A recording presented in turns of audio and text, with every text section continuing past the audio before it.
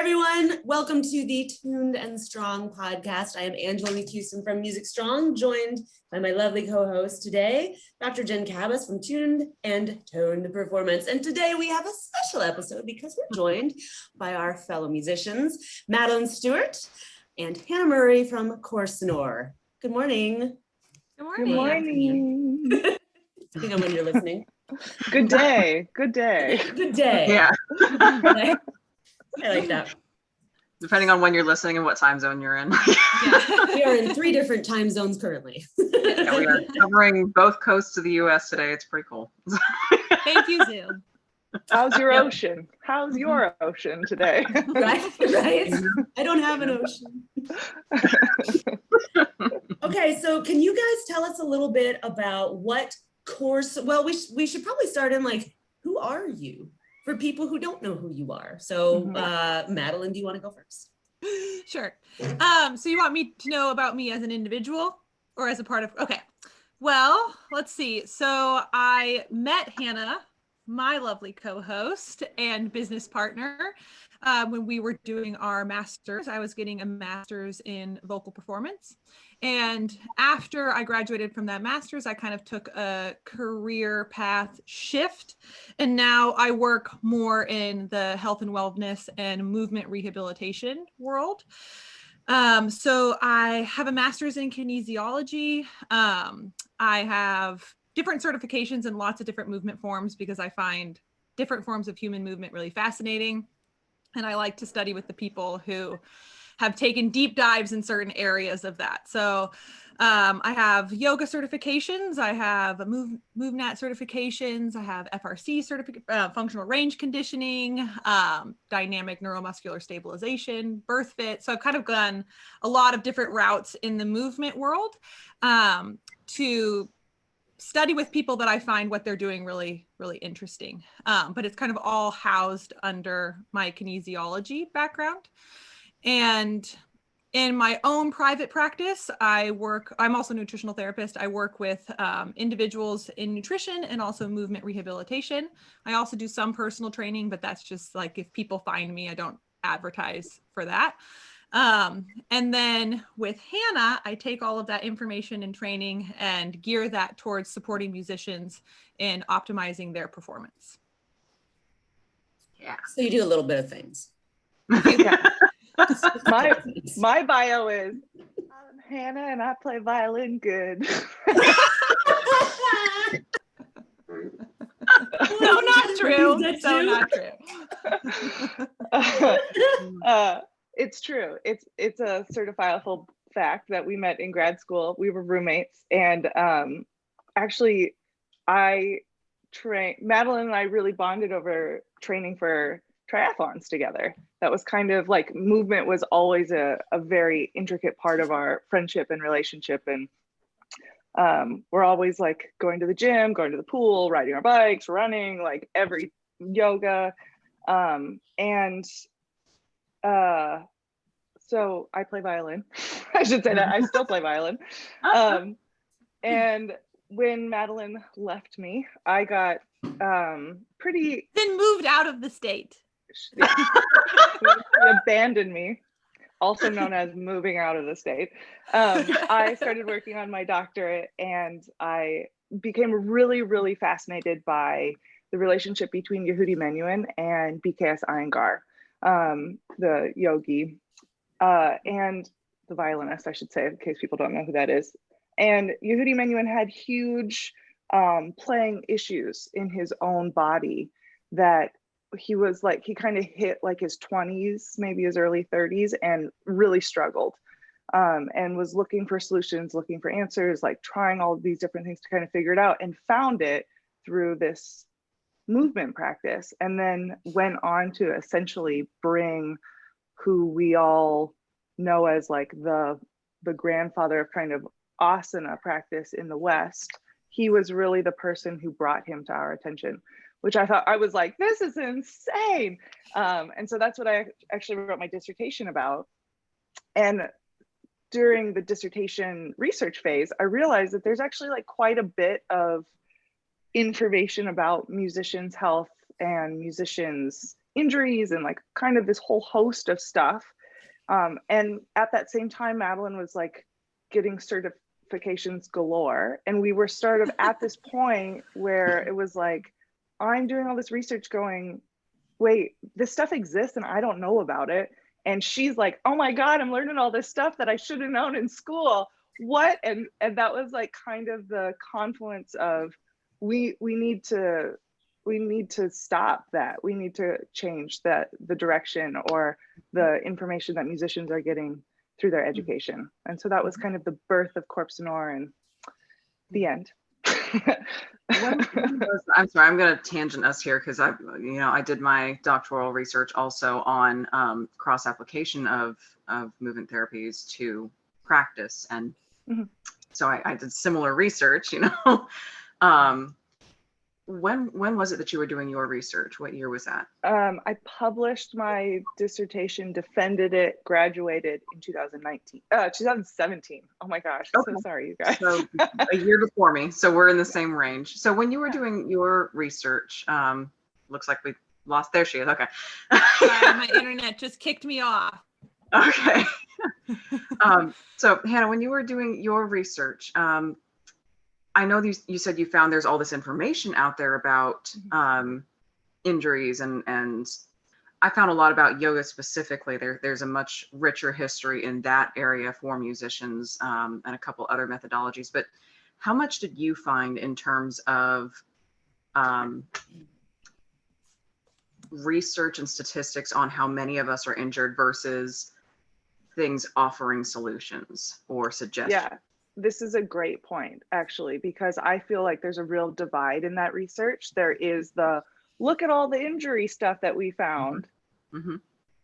And then there's a lot of like I found a lot of yoga studies in not the music world that were more geared towards like how it's helpful, but there wasn't a lot of information that was really scientific. Like there's a couple studies actually that happened at Tanglewood that in relationship with the Kripalu Institute, and the musicians they like took a couple musicians or whatever between the two institutions, but that stuff was like the results were like musicians said they felt better, and you're like, right, okay, what do I do with that?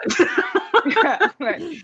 Good. So, yeah. So, yeah. I do feel like there isn't a whole lot right now on the like application. Yeah. I found the same thing when I was writing my book, trying to find out what are the applications. I mean, has there been much in the way of injury prevention, or how like the application of strength training towards musicians? There's a study in Sweden and a study in Australia, and like those are the two places that things are getting done. I don't know what the heck's up with the US, why we can't get on board with whatever, like come on. But no, it's always like Sweden and Australia have like got it going on, and they're taking care of their musicians. But and the studies I found, they're pretty generic, but it's like, oh, we devised this strength training program. It wasn't anything specific. It was just like, hey, we're sending them to the gym. And they did find like 41% had, 19 to 41% had increase in strength, decrease in playing related pain, etc. But I mean, it's like, that is such a tiny, there is so much to be explored there, but there's a lot of studies that but I mean, there's more studies out there about, oh yeah, we hurt, we're injured. Well, what have we done about it? No, nothing. Well, because we can't convince people that no, for real, we're all hurt. It's okay to talk about it. Yeah. It's funny because I just gave, I joke a little bit when I say I'm just a violin player. I do have a yoga certification and I am a Tamani teacher. And I gave a class last week, maybe the week before. I don't know what is time. Week. Who knows? And it was at a conservatory, and it was a group of like 10 kids, and they were nervous at the beginning, I think, because they were like, why is she coming to my class to tell me about my body? And then by the end, you have like 9 of the 10 kids being like, well, what do I do about this? This is where I have pain. This is where blah, blah, blah. This is where blah, blah, blah. And you're like, okay, you know, you guys are at this elite music training facility. I also know that the people at the not elite places are having these issues. I also know that the professionals are having these issues. Yeah. Like it permeates every corner of this industry. And somehow we've all just kind of accepted it. Yep. Well, and I we've shouldn't say accepted, we, because us, right. we haven't. But Right. And as a community, we've accepted that you also don't talk about it. Right. I'm like, that's, I don't know about you, but I don't know if you've been injured or if you were lucky enough that this stuff kind of prevented a lot of that for you. I'm hopeful for most people that that's the case, because Angela and I both found this through injury. But the first thing, every time because I'm open about my injury, because I'm sick of people not being, because I never had that when I was, I was very fortunate. I had a supportive community, but they'd never admit that they were injured. So anytime I go anywhere, it's like, oh, orchestra or a new school, or when I was doing my research and, why are you interested in this? Anytime I go anywhere professionally and I talk about, oh yeah, I was injured from this background, the first question everybody asks me, not, how did you deal with it? Or first question, so how long can you play now? Oh, and Wow. Jen, will you remind me what instrument you play? I'm a clarinetist. Well, Okay. Woodwind doubler, but clarinet's my primary. Okay. Wow. Yeah, every time. So I don't know if that's if you guys have experienced that either. As in, if you're injured, you're permanently disabled and you can no longer play, and you should just quit. This is the crux of this. I'm gonna calm down. This is the thing that sets my. At this point, I find it amusing. At this point, I find it amusing because I'm like, you know what? I'll take that. I'll take the brunt of that for now, and I'll kind of be the one, if I have to kind of like, I can. It doesn't matter. I can take whatever gig I want. That is this is now, guys. 14, Yeah. How much can you play now? Whatever I want. Yeah. What you got? I'll do it. Right. But I wasn't sure if you guys had come across that either, but that's the kind of stigma that I definitely experienced. And Madeline, have you dealt with? I never experienced any physical injury in performing. I definitely experienced physical frustrations and not get my body to do what I wanted it to do. And there's this, it's very, I think it's the same in musicians as instrumentalists as well, but for singers, it's really challenging when you're working with a teacher and they can only explain what the sensation feels like in their body. And you're trying to make your body feel like their sensation, but it probably isn't ever going to feel like they feel. So it's a weird language thing. So I got a lot of excess tension through trying to put somebody else's sensations onto my own body. It never caused pain, but it caused a lot of frustration. I did experience some pretty intense performance anxiety in my master's. That was basically right around when Hannah and I got together as friends. And what you're experiencing with your injury, that's what I ran into. I kept talking to people about it. I was looking at resources, and it was basically imagine the audience is naked, and if you're not nervous, then you don't care. So that was not very, very helpful for me. Super helpful. Yeah. You're like, I care too much. Right. And so that actually, when I decided to go back to school to get a master's in kinesiology, I did 2 specialty tracks. So one of them was corrective and rehabilitative exercise, and the other one was performance psychology. So I really wanted to study the performance psychology track because I felt like I know that there are tools out here and there are strategies and there are techniques to support people in dealing with this. And I was not able to find them. So if I wasn't able to find them, it's probably difficult for other musicians to find them as well. And just like Hannah was saying, it just left me feeling like, yes, okay, somebody develops performance anxiety, they really need to see someone. They search, maybe they find somebody. But my hope is really that we can create change in a way that these strategies and techniques are implemented in the training of a musician. And so this is given emphasis and importance before a problem is developed. And I bet it still will happen sometimes, but people will have resources when that comes up. And so Hannah and I talk about on Corpsonore that we really approach musicians' health and wellness through a biopsychosocial model. So we really want to look at all elements of an individual, their biology, their psychology, and their social and environmental factors, because all of these areas influence each of the other areas. They all cross-relate and influence and impact each other. Yeah, that's awesome. So yeah, that's why, I would say in regards to musicians' injuries, we can't just look at the physical. We also have to look at the social, environmental. We also have to look at the psychological. Same with each other category. If there's performance anxiety, we can't always just look at it from that angle. We also have to look at the biology. We also have to look at their social and environmental factors. Right. And so that's in the short of it, that is why Hannah and I really approach musicians' health and wellness through this model, this approach. Where did you go to school for that again? Where did you study that? Breaking up. Where'd you Are go? you talking about the kinesiology portion of her life? Yeah, because I've never heard of that kind of track before. That dual track. I've not heard of that. I think it was is it? There she is. She's back. I was like, I'm keep gonna losing butcher you, Changing this. to my Madeline. hotspot because I feel like my Yep. internet, I'm out in the country and I feel like the internet is not working today. So I'm just shifting to the hotspot. So sorry for your editing nightmare. Anyway, we were saying where was that that you went to school of the kinesiology, that 2-track? I've never heard of that before. Yeah, so it's through AT Still University. There's actually 5 tracks that you can choose, and you can be just one track, but I chose to do the dual track.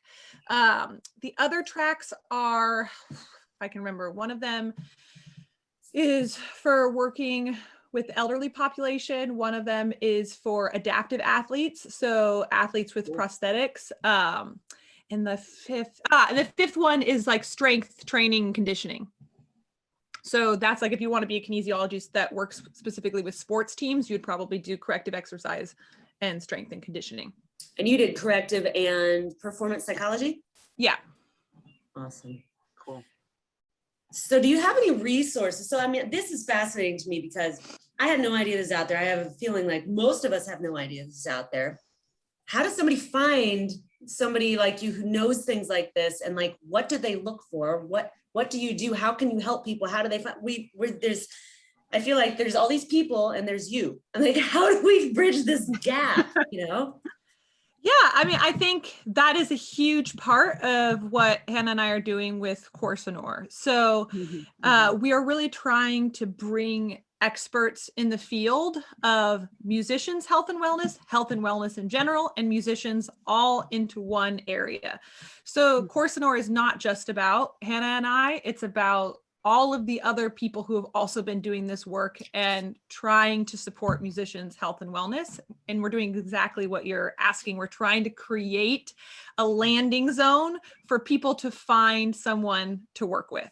So for example, like, yes, you listen to this podcast, you're interested in performance psychology because I just talked about it. You come to Corpsonore, and then maybe you actually listen to our episode with Dr. Michelle Cleary, who this is her whole career, her whole specialty. And then you go work with her, not necessarily come work with me. So we at Corpsonore are really trying to help people create that map of providers and support for them, as well as working on the front end in prevention. I love that. What kind of, you guys have, I have so many questions. You guys have interviewed a lot of people recently. Like who are some of your recent past guests, and what kind of stuff are you working on at the moment? If you can share. Well, we've had some really good guests all the way. Oh, go ahead. Do what? Do we maybe want to say for people who don't know what Corpsonore is? Oh, Like what it means. Go for it, Hannah. Well, let me put on my doctoral cap and lecture at you for a Dr. moment. Hannah. Dr. Hannah coming to you live. So Madeline and I were trying to find a name for this project that was like steeped in the tradition and like, you know, tied to research somehow, but was still like quote unquote cool. And by cool, I mean like what we thought was cool. So, you know, Yeah. whatever. And I was looking through this, it's like the Oxford Dictionary of Western Music, and it like goes all the way through. It's like this. Sure, we all had to have that in music school, right? Yeah. And I think it was. I haven't thought about that book in a long time. Right. Neither had I. It was either Rameau or Rameau, yeah. Roos. Yeah, it was Rameau had his theory about tuning and temperament, and he called it Corpsonore, which was the vibrating body or the sound body. And it was the whole name of one of his theories about tuning and intonation. And we were like, oh my God, that's perfect. So that's why it's Corpsonore Sound Body Wellness. Mm-hmm. Perfect. And again, for people who might not know if they're new, because like Angela's been doing a lot of the legwork on finding people. So I'm going to just be honest about that. I had to kind of go through Instagram a little bit, and I didn't know how many of us were actually out there. And I certainly don't know still what we all do yet, but for people who go, okay, well, now I know to look for Corpsonore, and we've kind of covered a little bit of what you guys do individually. It sounds to me as an outsider, like, okay, so Corpsonore is the podcast where you interview professionals and create that network, or is there other aspects to that? Yeah, so right now we are a platform and a podcast is what we call it. So we publish articles and research from kind of all perspectives in the field.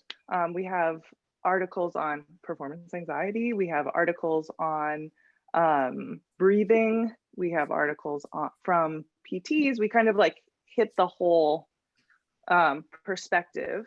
And then we have a different podcast guest every month. So we have an interview every month, and then we have like kind of a candid conversation between Madeline and myself, where we talk about either just very casual conversations or kind of pointed perspectives on different components of the biopsychosocial approach. I don't know if Madeline's frozen or if she's just looking at me like very unimpressed right now. I feel like she's frozen again. Gosh, poor Madeline. Oh man. And then we also have a monthly newsletter that goes out. So you get kind of the headlines, the highlights and the headlines delivered straight to your inbox. So Cool.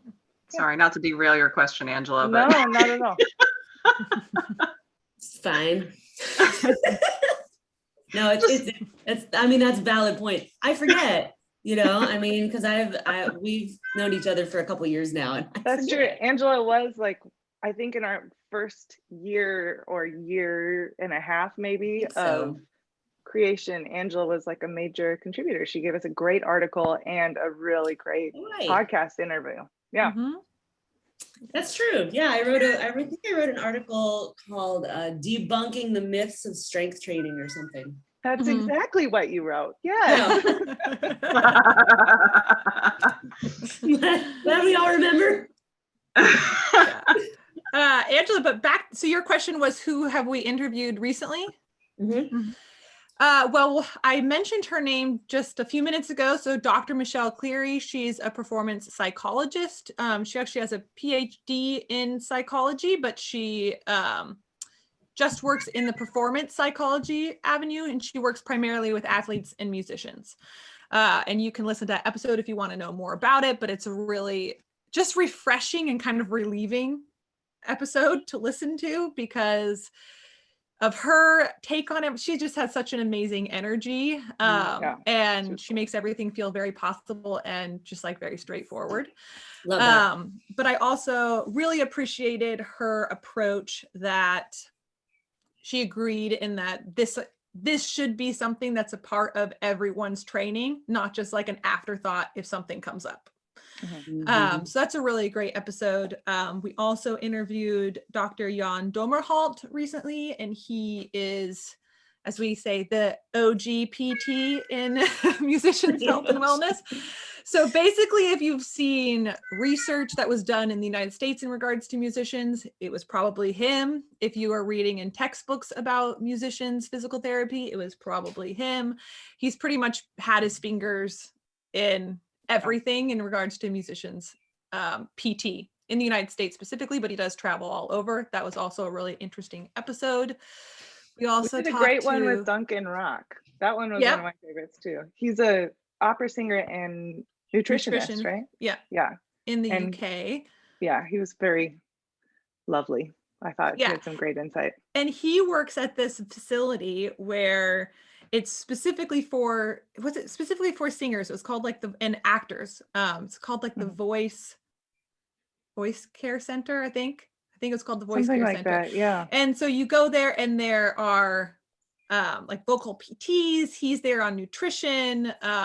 It's just speech pathology. I mean, it was pretty incredible. Like this center that's specifically for vocal health, which I was really excited about. I mean, we could go on and on. We interviewed Joseph Conyers, that was also an awesome episode. Gosh. I don't think I've giggled that much like on a podcast in a long time. So he funny. Was super funny. Yeah. And he talked about his nonprofit, Project 440. So there, I mean, I really, like Hannah and I always say at the end of every one, he's a heavy lifter. He's also a vegan heavy lifter, which I think was really interesting to talk to him about. Yeah. Double bass player in the Philadelphia Orchestra with like the biggest muscles you'll ever see. And you're like, how do you do that? How do you do that? Yeah. So it was very cool.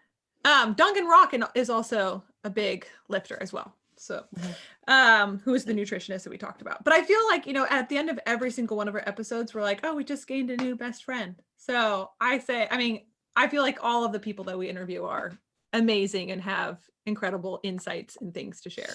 Yeah. So basically listen to them all. That's what I'm saying. Noted. Yeah. What do you guys have coming down the pike if you want to share? Anything coming up? Yeah, this is a great and loaded question. I mean, loaded in all the right ways. Right now, Madeline and I are developing a series of workshops that will kind of present some of this research and some of these materials in ways that are easily applicable and kind of easy to understand. And we're also working on building out our platform to be more of a fully dynamic platform to serve musicians. So right now we have a lot of written content. We have a few video offerings from different people in the business, but we really want it to be more of an interactive resource so that people could take, I don't know, like 4 courses with you guys or 4 classes with you, and then find you elsewhere, or do a whole like nutrition deep dive with Duncan, or so that you have like more than just the like teaser taste of the material. Mm-hmm. Think like masterclass, like the online masterclass subscription, but specifically for musicians' health and wellness. Mm-hmm. I love this. Awesome.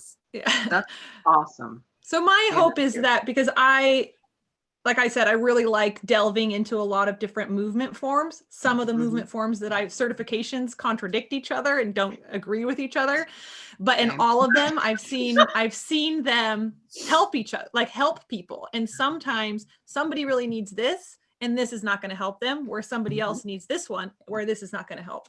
So I think our intention is that somebody with this subscription could seek out a different approach based on what they're experiencing. So it could be different, as in like different providers for the same thing. So they could see what a yoga therapist says about this. They could see what a PT says about this. They could see what a strength training coach says about this, to find what resource they really resonate with the most. Yeah. I love that this is what you guys are doing. Oh, go ahead. No, that's basically same thing. Like I would have killed for that when I was in the height of my injury, because I mean it was over a decade process for me to figure out what was wrong, how to address it, what was working, what wasn't. And certainly, I mean, I researched multiple movement therapies for my treatise, and then ended up in strength training. Mm. You know, like was looking into like Alexander technique and Feldenkrais and body mapping, and then ended up in strength training. And at the time, those were more up my alley. But if I had gotten to try the different things, which, like you said, Madeline, they often contradict each other, even though from somebody who does multiple things, I'm like, or has experience in multiple things, I'm like, they work together. Right. But you know, then you see students. And I also find that go ahead. I also find that contradiction gets really overwhelming. Like, I know from my own experience, you know, like and I think musicians are often guilty of trying to be really good students, because we're like drilled to be like, you got to try really hard and like do what your teacher says. And so I've had many experiences where I'm like trying to overcorrect things, or taking the material too far, or in an attempt to be the most right, you know? And so then when you have contradicting material, I think it kind of leaves us all in the like, and unless you can kind of round out the education, then people are just like, I don't know, you know? But it's also interesting because I think, you know, I think what happens is that a single tool can be used in very different ways. So like, for example, like, let's just talk about, you already brought up deadlifts early on. Like, a deadlift can be used as a conditioning tool. It can be used as a strength tool. It can be used as a corrective exercise tool. It can be used as a body mechanics hip hinging tool. And so how it's utilized, how it's coached, how it's practiced drastically changes the outcome and the experience of the person performing it. And so, you know, the corrective exercise world may say you should do a deadlift this way, where strength says you should do it this way. I mean, everything from like hand grip to positioning, blah, blah, blah. But it's the same move, just used for different purposes. And that doesn't mean that one purpose is more beneficial than another purpose. It's just, what is our intention with using this exercise? And how can we utilize it to support what you're working towards? Yes. And so, and I think that's the same, that's just an analogy for modalities in general. So, and what people resonate with and what's going to work with them in any given moment. And so our hope is that when you have a subscription to this platform, you'll be able to find resources that work for you, and then maybe lead you down a path to find new and more expansive ones as well. Yeah. And I feel like it would be great too, where it's like you can try out these different master classes that you guys are talking about, kind of test out what's right for you at the time, and then go, okay, well, now I've hit. So for a while, I needed physical therapy very badly, like genuinely needed it to get out of acute pain, which is why I'm not totally opposed to it. I'm just opposed to bad practitioners. But aren't we all? You know, but there's that, you know, wall that I hit where I'm like, I can't progress any further. I need to find something else. So knowing that I could go back and, okay, well, what's the next thing that's right now, you know? Yeah. And the platform isn't all about, you know, addressing injury. It's also about maintenance, also about prevention. It's also about just general health and wellness for musicians. So I think our intention is that you could come in through any one of those avenues, and then the platform will serve all different aspects of performance optimization. But what you kind of alluded to there in the PT world, I think Dr. Jan Dommerholt talked about so well, is that, you know, as a musician, it's really frustrating to go to a PT and have to educate them on the job that it is that you do.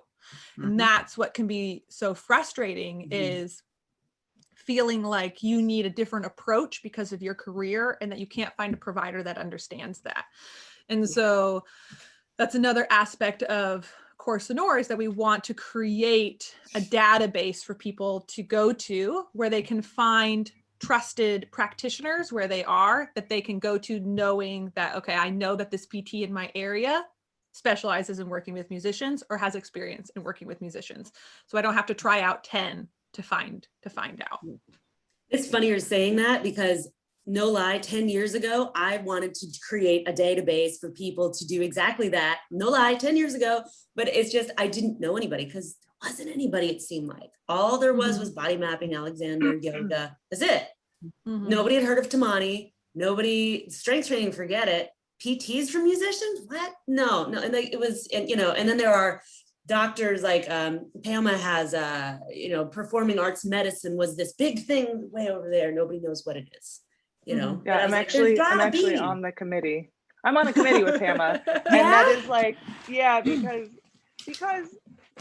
as with anybody who's passionate, if you're passionate about the research and maybe you're at a point in your career that's like not savvy to a lot of the stuff that we in what we do have to be attuned to. I mean, they sit over there and they do their research and they love it, and they've got their research friends and they're all doing their research and they know all their research.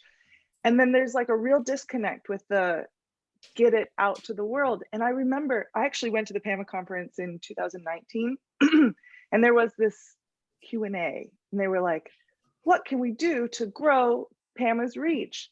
And I was share your research with everybody. Well, I like raised my hand and I was like, my problem is like, I'm a performer and I don't know how to get if I wasn't associated with an institution that had a subscription, like I would not have known about you, and most of my colleagues don't. And is there a way to make it more accessible and available? And one woman, I'll never forget the look in her eye. She turned around at me and was like, get a library card. And I was like, lady, you don't get how no idea how the world works, because I have never been able to subscribe to their stuff because I'm not a member and I haven't been able to afford it, so I can't get the research. There's something really wrong with that. Right. Yeah. Get a library card. I have a library card. I still can't get it. I'm not associated with the university. Get a clue, woman. Oh my gosh. Yeah, and she was a librarian. Yeah. I love the library, but you got to make stuff as accessible as possible if you're really trying to reach an audience and help people. Like you guys are doing. That's one of our taglines, is bridging the gap between research and practice. So, but I think it's fast. I mean, like you both are, we're pretty steeped in this world, and there's still doors that I'm opening that I'm finding like, I had no idea this was here. Like, I keep bringing up his name, but we were talking to Dr. Jan Dommerholt. We're like, they're just, there aren't like training programs where PTs can go to or chiropractors can go to learn how to specifically work with musicians. And he was like, oh no, actually there is. People just don't know about it. Yep. Yeah. There's one, it's called Shenandoah University has a performing arts medicine certificate that you can go to for PTs, chiropractors, body workers, where you can go and you can specialize in this field. And also, I'd say Tamani is also one now that would be amazing if somebody with PT background, chiropractic background. Well, actually, in my teacher training program, we have the PT at the Oslo Conservatory is in my program, because she's like, I know how to, like, I can see from my PT perspective what's wrong, but I go to lessons with these musicians and the teachers are like, you don't know what you're talking about. You don't know how to play an instrument. Like, you don't know. And so she's like, kind of like, yeah, I don't know what you have to do to play violin or flute or clarinet. Like, I can see why you're in pain and what I need to fix on you, but I don't know how to do this. And I've actually talked to a couple PTs recently. So in case anybody doesn't know, Tamani is really new to the United States. So I'd be like, brownie points to anybody who does know this, who's listening. It is a form, it's a method of training your body to like basically take advantage of the structures that are there specifically to make music and to avoid injury and to kind of just optimize your technique. So a very easy example of this is using your slow twitch muscles, your endurance muscles to do the long haul marathon stabilizing, so that your fast twitch, big movement muscles are free to move. And oftentimes in music, we can't differentiate that. We've never been taught to differentiate how you hold your instrument or what muscles are bending your fingers on a fingerboard, like never. What's involved ever. in breathing? What's involved with breathing? That's a whole master class that lots of people don't know. And like the list goes on. And then like really using kind of the power in your body to get the most out of your playing without having to, you know, play clarinet out of your belly button or do something totally wild, which I'd love to see that happen, to be honest. Listen, if you put it out there, somebody's going to do it, you know? That's exactly what I was thinking. I've talked to several PTs who have said, you know, when I finish working with a musician, I don't know what to, like, where to send them, what to do with them, because oftentimes the work isn't done. I've gotten them back to a place where they can play, but I know it's not, you know, I know it's not totally over the issue. And so they've actually asked me several times about, what would Tamani work if I like gave you my like recovered PT students? Could you help? And so in that way, it's really beneficial. I mean, it's beneficial for everybody, but. So I'm not sure how familiar you are with things like Alexander technique and Feldenkrais. So do you have experience in that area or? Not really?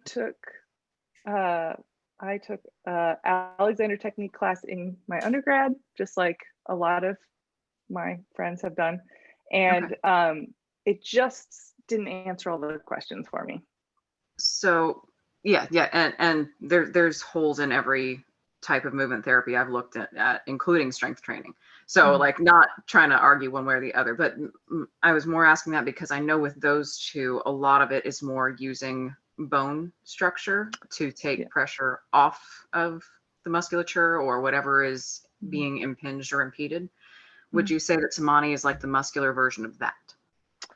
I had a friend say, she's a body mapper, and she was like, body mapping is like black and white and Tamani is like Technicolor, because you kind of you look at all of it really. Like you can't really look at the bones without looking at how the muscles are moving them, and you can't really look at the muscles without looking at the bone structures in place. And I think it's really easy to get really fascinated with one or the other. But ultimately we have to work as one system.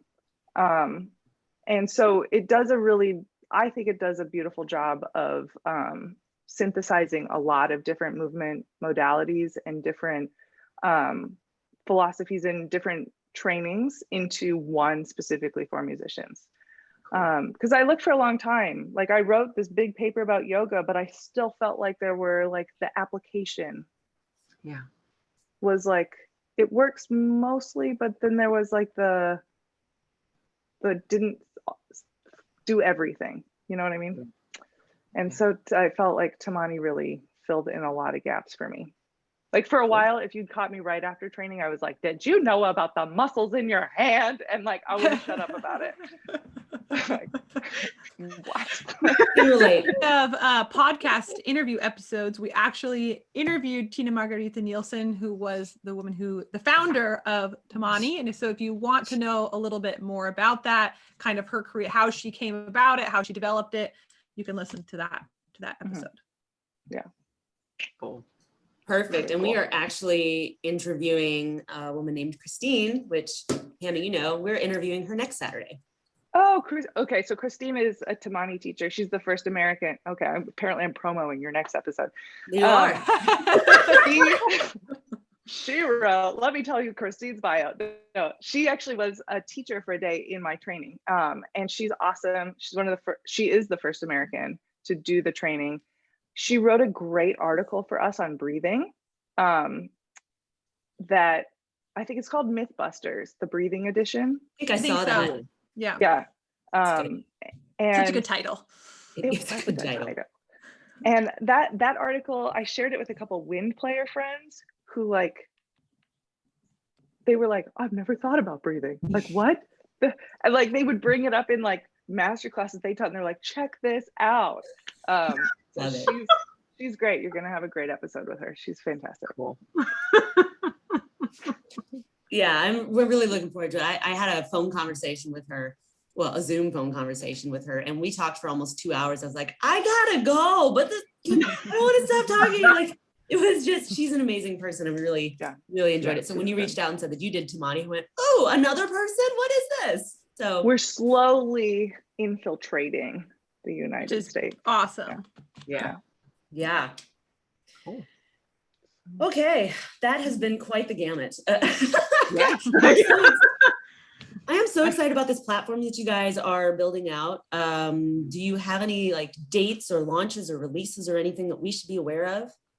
We will send them to you as soon as we have them. We are doing a lot of the like back end work right now, and have some stuff coming up, but we'll make sure you know about it when it's time to let our the workshops press know. will be launched first. So right now you can book us to give workshops to your students or at your school or your organization, and you can pick or choose. So there's different courses. Basically, we have like the whole series, which will cover everything from injury prevention, nutrition, corrective exercise for musicians, like what you're saying, the whole biopsychosocial model, so performance psychology as well. Or you can pick and choose which course you want. So if you pick the whole series, is probably going to be a weekend. So there's enough time for your students to absorb the material and for questions and answers. Or you can just have like, I want this 90-minute class on nutrition for musicians, and we'll talk about how to prepare for auditions and performances and blah, blah, blah from a nutrition perspective. So those will be coming out first. We are hoping to have online versions of those, as well as the in-person / Zoom offering of those. And then the platform will be coming after that at some point in the future. Very soon. I'm manifesting it. Everybody in California putting it out there manifest into that the I'm interwebs. manifesting. Yeah, right. That's going to happen very soon. But turns out they don't train you how to build websites and platforms in music school. Who would have thought? I know. But you better have a website somehow. Yeah. You better have a website. You better know how to run a studio privately. You better know how to, get gigs. File taxes. Oh my God, file taxes. I still don't know how to do that. I hired that out a long time ago. I knew I'd like, no, I'm going to get audited immediately. We're just going to give this to you. Totally. Yes. Agreed. Yeah. Which segues nicely into Angela and I, our next few episodes. So we've got, more interviews coming up too, but we did a series of podcasts recently that was like, what do we call it? Healthy Habits? Healthy Habits. So multi-parters. Our next multi-parter is going to be the business side of music and things that we wish we were taught. Things we didn't learn in music school. Oh, I'm going to have to listen to this one. I'll be like, yes, the whole time. I feel like I keep being like, and listen to this episode and listen to this. But we interviewed that viola kid, and it was really fascinating. Oh yeah, saw that. Talk about how beneficial and helpful it is for musicians to think of themselves as a brand. Yes, because you are. Yeah, that was pretty fat. That was really interesting. I was like, never thought about that for sure. Yeah. I mean, that's one of the things we're not really taught. We're not given business skills. We're not given business courses. We're just given like, you either have to get a symphony job or good luck getting you got to get your doctorate so you can teach at the college level. I don't want to teach at the college level like that. I don't want my doctorate. Well, maybe I don't want to play in a symphony. What about studio work? Oh, that's for doublers. It's like, there's nothing wrong with doublers, right, Jen? But it's like, I don't think so. I know. But it's like, I would have really loved some entrepreneurial skills. Like, think of myself as a brand. What is my logo? What is my brand? What am I trying to put out there? And that is a valid career. You don't just have to follow these little tiny 2 paths. Mm-hmm. Right. Yeah. I think it was super inspiring to hear him talk about the fact that, yes, the music that we play is super important. The sound that we create is important, but also the human behind the sound is extremely important. And that is what people come to see. That is why people love live performance. Yes, they like the music, but they like the human behind the music. And the human behind the music is the brand. Yep. So I just think it's a very inspiring way to think about curating a career that yes, the sound is one aspect, but who I am as an individual and how I present that to the world is a huge aspect as well. Like I have control over a lot more aspects than just the music. Mm-hmm. Absolutely. Absolutely. Good segue, Jen. So cool. I'm trying. Yeah, I like that. I'm just going to disclaimer, we're probably going to steal that reference. We'll throw it back at you, but we're probably going to steal that reference when we get into that podcast. That's You mean referencing the musician as a brand? Yeah. Oh yeah. You'll have to give him credit for it. Yeah. Okay. We were like, oh my God, really? Like it blew our minds. We did not think of that. No. Yeah. Right. Well, so give us some plugs. Where can people find you who don't know who you are? Where's your platform? What are your handles, IG, etc.? All the same. So you can find us Corpsonore.com. You can also find us, which is easier over speaking it and then looking it up, soundbodywellness.com. Mm-hmm. And our Instagram is the same. From our website, you can find our Instagram through there. Our podcast, you can find anywhere you get your podcast. Mm-hmm. Hannah? We're also on Facebook. Yeah. And I should say, if it should be CORPSSONORE, mm-hmm. but we've combined them into one word. So it's just one S, CORPSONORE. Mm-hmm. So in case anybody was like, I don't even know what word you guys are saying. That's how you spell it. Yes. But if you look at our logo, you might see the bit like the S is actually in German, when you have a double S, you combine it to be a specific style of S. And so that is how we combined the double S. Very cool. And all these weird little music things that nobody else gets, but we really like. Yeah. And the name of your podcast, that's the Corpsonore podcast, right? Yeah. Correct. Yeah. Cool. Yeah. Very cool. Very cool. Thank you guys for joining us today. This has been a fantastic discussion. We really enjoyed it. Yeah, thank you for having us. Yeah, this was a hoot. And thank you for the work that you're doing, because seriously, that resource thing that you guys are talking about, oh my God, that's awesome. Well, we just love like connecting with other musicians and practitioners like yourselves. Like what you do is equally as inspiring, and we love Okay, well, here I go on my woo-woo soapbox. Sorry, Madeline, here it comes.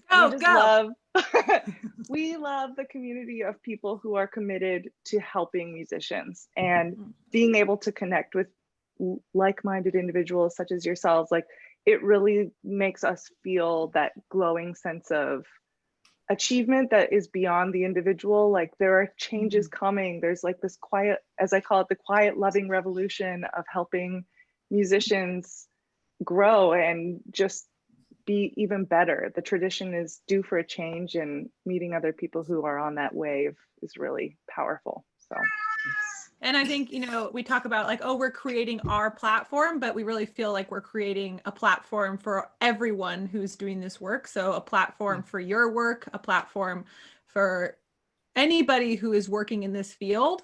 We want to give you that platform to be able to access musicians. Yeah.